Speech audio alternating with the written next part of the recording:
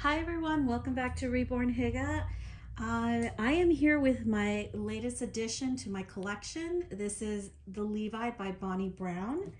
And I'm going to do a details video and I'm going to change him out of his little outfit. And we can just, hang out. And Levi is no stranger to this community. He's a very popular kit. He's my ultimate favorite kit, my ultimate favorite sculpt. And I'm just going to share with you guys his details and also a little bit of history of the Levi kit because it's been a couple years now. I think he was released in, I want to say it was 2016 or 17. I cannot remember. I just saw it written. I think it's 2017 because I saw it written on the ring around the bottom part of the head. It has Bonnie Brown's name and what year the kit was released. So it was 2017. I've had several Levi's in my collection. The very first one I got was when the kit was first released, and since then I've owned a few, some that were customs and some of them that I just bought already made, not customs, just made by the artist and then put up for sale.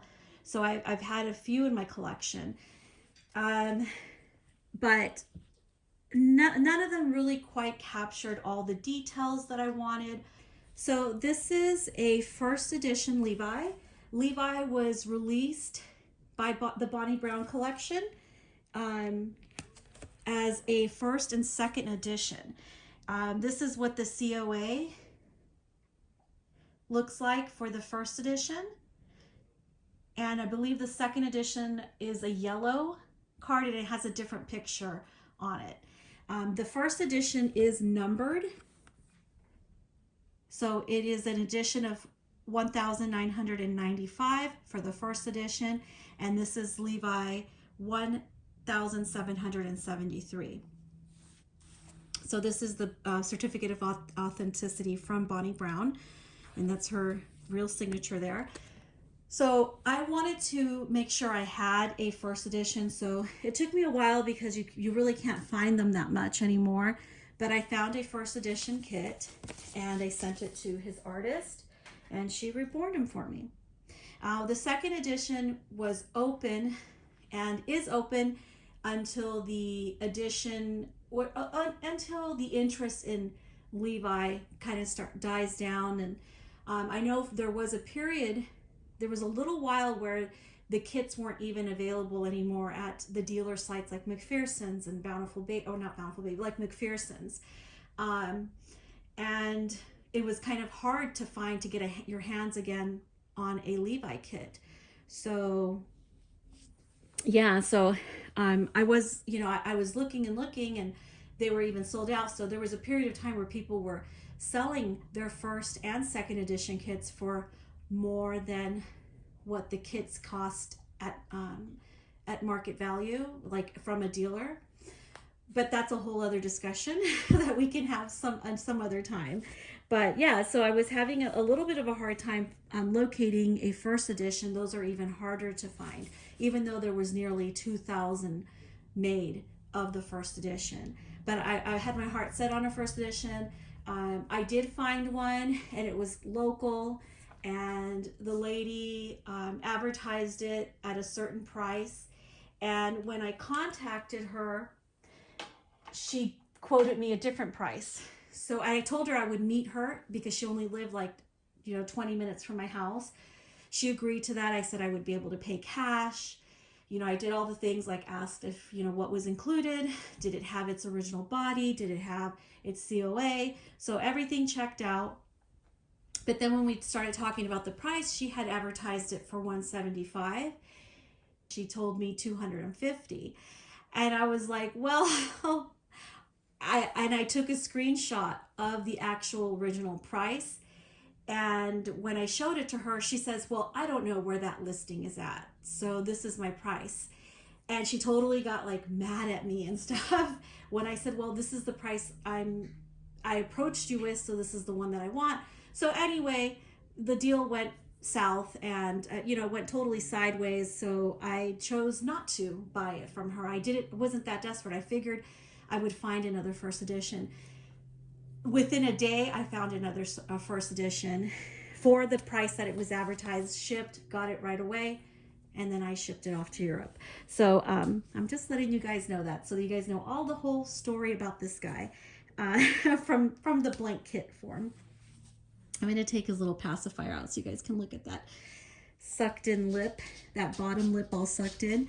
One of my favorite things about the Levi, as I get into his details, is he has a little dimple on his chin.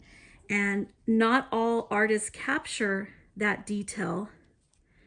It kind of, sometimes I think it just gets overlooked. But this artist really did beautiful shading around that little indentation, the little cleft chin or little dimple on his chin, which I love. Another tidbit about the Levi sculpt is he is the son of Bobby Barfoot, who a lot of people know. She is the owner of Reborn. She's the owner of Reborn, and Reborn is a dealer. They sell Reborn kits and they commission sculptors all the time, new sculptors. Bobby Barfoot is always looking for new sculptors to bring into the fold to produce and manufacture the Reborn kits that we all love to buy here. And her company, Reborn, is out of Murrieta, California, which is only 40 minutes away from where I live. And it's kind of cool to know that the real life little boy, Levi, lives only 40 minutes away from my house. So it's kind of like a little Southern California connection, although this sculpt is beloved worldwide. And I think it's amazing how many people love this sculpt. I know there's some people that say they just don't care for Levi, but he is like extremely popular. And yeah, so I wanted to get one done with all of the details that I want, all of the latest techniques. And this little guy, he has pretty much like all of the latest techniques that one can dream of, all wrapped in on one kit.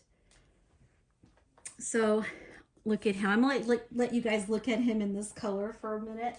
I'm gonna start with his belly plate. So the kit did not come with a belly plate. You can add that on. I did. I asked the artist, could you please buy a belly plate? And she did.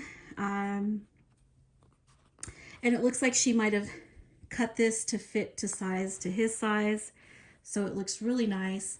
I'll do a photo shoot and maybe a video so that we can focus on the belly plate. But look at the details. You have a little scratch right there. The creases are done very nicely. No pooling. Lots of mottling. I love the details of this body plate as well. Very realistic ridges. I mean, I don't know, I can run my fingers. I'm trying to let the light capture some of the sculpting on the body plate itself. Then we get down to his belly button. If you look closely, he has a teensy weensy bit of belly button scar tissue still left over in there. He has some dry skin. And when I say that this artist used a lot of the most latest in techniques and innovations in the art of reborning, he has them all the bells and whistles. So I'll let you guys look at that. I love dry skin, lots of beautiful broken capillary and beautiful veining, very subtle. I don't know if the light will pick that up. So that is his belly plate, which I look forward to making some videos with here on my channel. So let me take this bodysuit off. It's a little bit chilly. Here's my little spring chicken. So I feel like I'm not sure. It's a little bit chilly, so I was thinking of putting this on him. I didn't notice when I bought this that it was eyelet, or had the, what do you call this, point teal. But I think it'll work for him as well. let me. And I also got him a new diaper. We're gonna try this one on for size. It has dragonflies and bumblebees. I don't know how the fit is gonna be on that one, but we're going to try that. Or I'm thinking of putting this harem romper, coverall romper. It has like a spring shower theme on it. Rainbows and clouds and umbrellas. Some wellies right here in the corner. So I'm thinking of doing that. Look at that. More rain boots with a white bodysuit.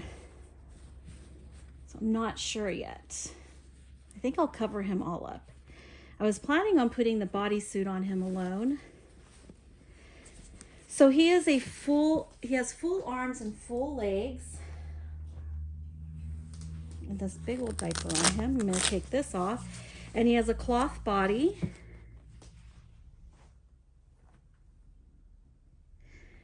So he has a cloth body that's gathered at the chest. I reweighed him already. I just added a little bit more weight to his torso. He still has the same floppiness. I didn't do anything to the head. I didn't like remove any glass beads or add anything. I just left that alone because I felt like the head was perfect. So he's floppy. You guys can see the little flop effect right there. See how his head lays back? So I guess I'm going to start with his legs and work up to his face. So this is his left leg. You see how the toes are a little bit spread? All of the toes except for these two right here are separated. He has dry skin on his feet. So there's the dry skin effect, broken capillaries, and he has that little prick that the babies get in the hospital. So this baby for me is representing a baby that's maybe about a week old. And then his right leg has lots of mottling as well. He has all the dry skin, beautiful little toes. Just gorgeous. You guys could see all that beautiful mottling, the perfect amount of pink tones on the bottom, on the soles of his feet. Very natural to a newborn baby. So one of my all-time favorite features of this kit, since we're focusing on the legs right now, is how Bonnie sculpted the legs to fold into each other in this very natural pose that a baby, you know, the fetal position, I guess you would call it, where the baby's inside the womb, they curl up really nicely. So as you can see, I fold him up where he can still bend and curl and he's cushy and still heavier in the head. But this little curl up position, I call them curly legs. I coined the term for pretzel legs because it reminds me of a little pretzel. And it's like the ultimate pretzel is Levi. So these little pretzel legs right here, because that's what it reminded me of. It looks like, you know, pretzel's little crisscross. So the legs really fold well into each other this way, but this is the best position for that. Let me just pull him down. There you go. And he just curls up nicely. Look at that. Almost like he's still in the womb. It's beautiful. It's such a well done and thoroughly thought out sculpting by Bonnie Brown. I love that. His proportions are excellent as well.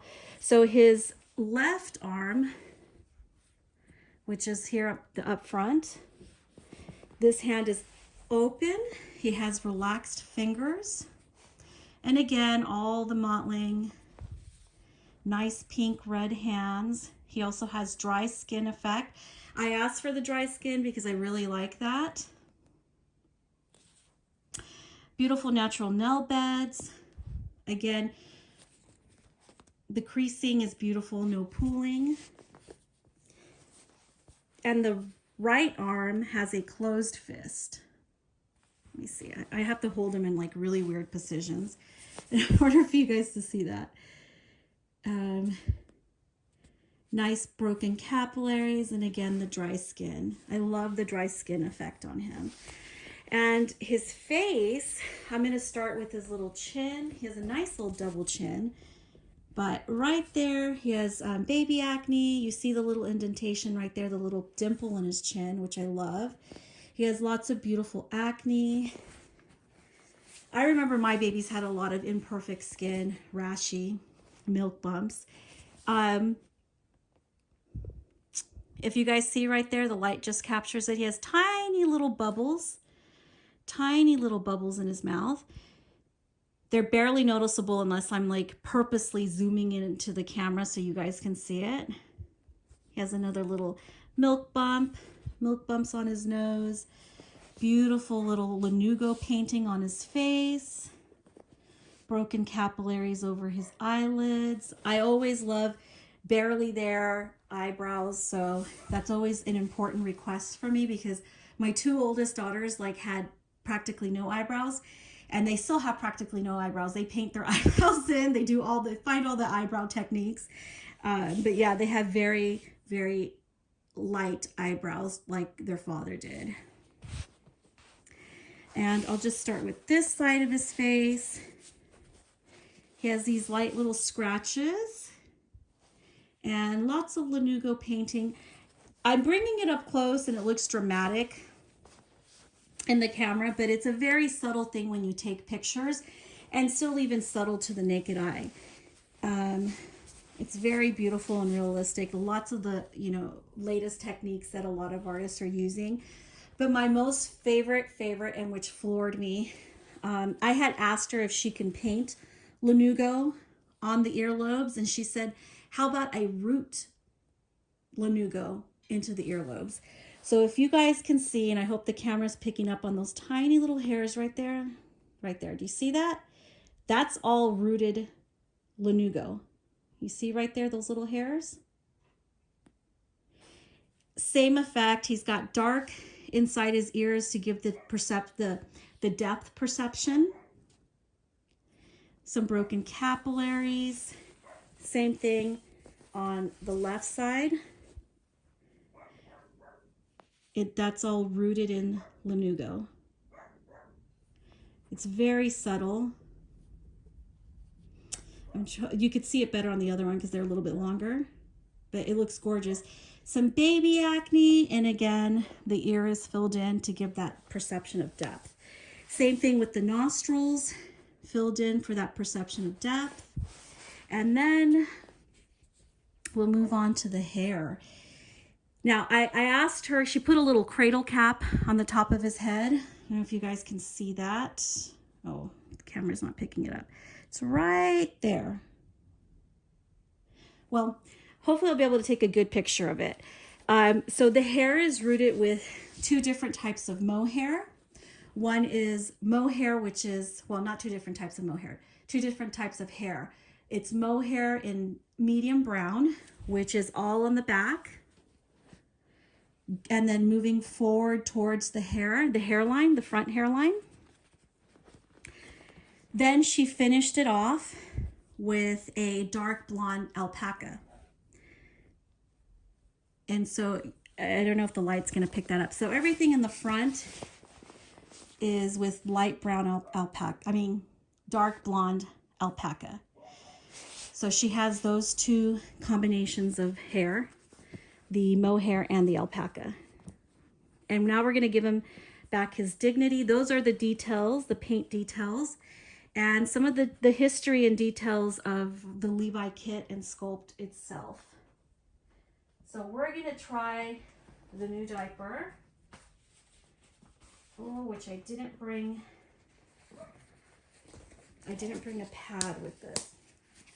Well, we're going to wing it.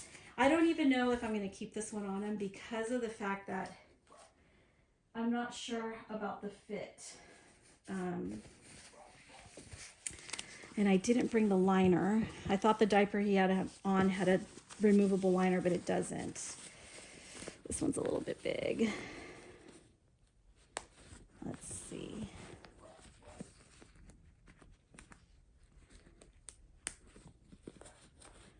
Well, if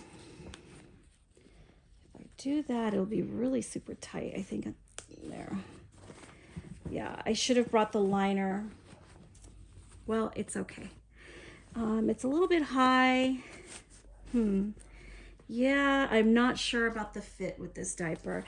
I think I'm going to save this one for Pen because it is a bigger diaper, and I'm just going to put the Imagine Baby diaper back on him. I feel like this one fit him a little bit better.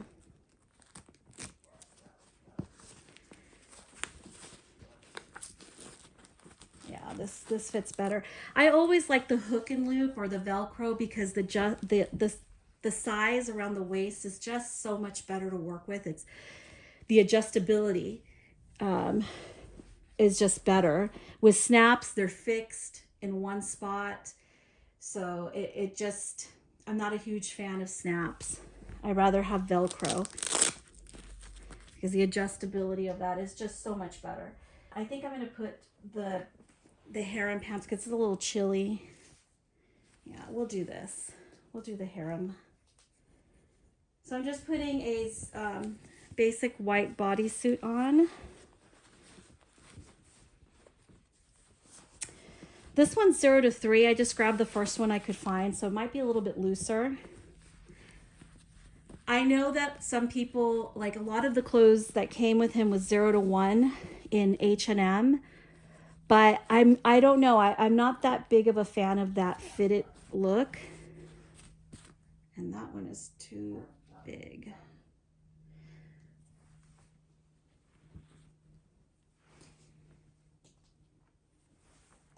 Let's see. Let's find out together. This one might be too big. Oh, he looks cute like this anyway. I just love the baggy style on babies. Oh, look at him. He could just stay like that. We would have our babies like that anyway. But for the outfit, for the sake of the outfit, we're going to put the coverall on.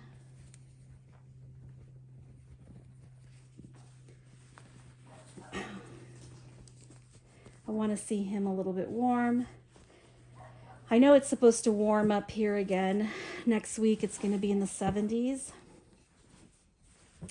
But this is like such a cute little, it reminds me of spring. Let's pull this up. Yeah, I like it. Nice and baggy. I don't like it too fitted. I like fitted for my bigger babies, but looser for my newborns. Because it just reminds me of my own children when they were babies and we brought them home from the hospital and they were little and everything seemed baggy on them. Look at him. Look at that lip, that famous lip. Yes. Yes, I think that's cute. Oh, he looks great. This is a kit that I feel like almost all outfits look good on him. I don't know if it's just the sculpting or what. All the outfits look good on him. What do you guys think? Footloose and fancy free? Or should I put the booties on? Well, it's chilly. So why not just bundle them up, right? Thurston's just barking up a storm outside. I don't know what he's barking at. But I'm just going to let him go off out there. He keeps staring at the sky. Maybe it's the birds. I don't know. That looks cute. He looks cozy. See, this is all so soft that it could be day wear, sleep wear. That's all they usually do when they're first born, isn't it? Just sleep, sleep, and sleep, and sleep some more. So there's my little guy, my newest addition. I've been waiting for this guy for a long time. Not just the fact that I didn't have a Levi in my collection for a year, but I've been searching for this look.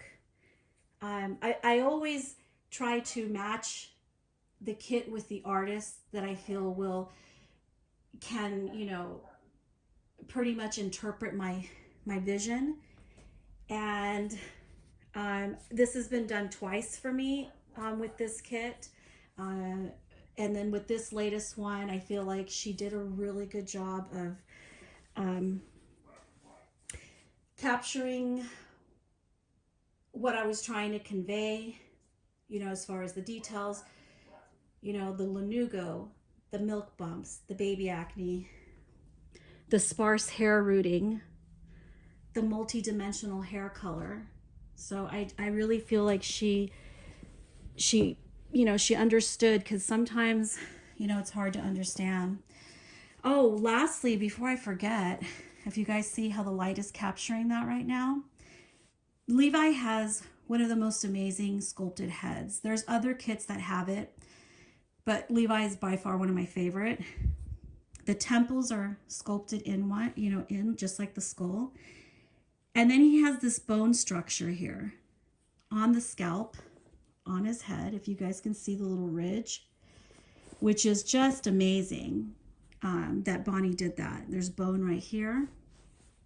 And the fontanelle, that's what it's called.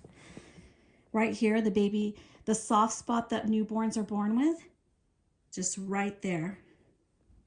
I don't know if the camera, there it goes. You can kind of see it right there where it dips in, right there. So that's why the sparse hair rooting was so important to me with this kit, particularly because of the sculpting of the head. It's probably, you know, second to the legs. My most favorite thing about this kit is how the head was sculpted, and the bone structure on the scalp. The fontanelle is so beautiful. You can feel it. And it's the biggest reason why the hair rooting was the ultimate most important thing to me about this sculpt. I needed it to be sparse so that it wouldn't be hidden by you know, by rooted hair, because it was just one of the details. I mean, the attention to detail by Bonnie Brown on the sculpt on the head was just amazing, and I didn't want to lose that under the rooted hair. So conveying how I wanted the hair rooted, where it would still showcase all the details of the sculpting in the head, was super important to me. And I feel like she just did a fabulous job, you know, conveying what was in my head onto this canvas. So that's all I have for you guys today. I hope you enjoyed seeing him. I want to thank everybody who watched my box opening, who joined me during the premiere, everyone there who's commented. I really appreciate all your support and your love, and everything that you know, how kind you guys are and your sincerity. I really appreciate all of that. So I hope you enjoyed seeing his details, and I really hope you guys come back to see more of him and his brothers, because I plan on doing a video with my 3 Bonnie Brown boys. All right, guys. Thanks for watching.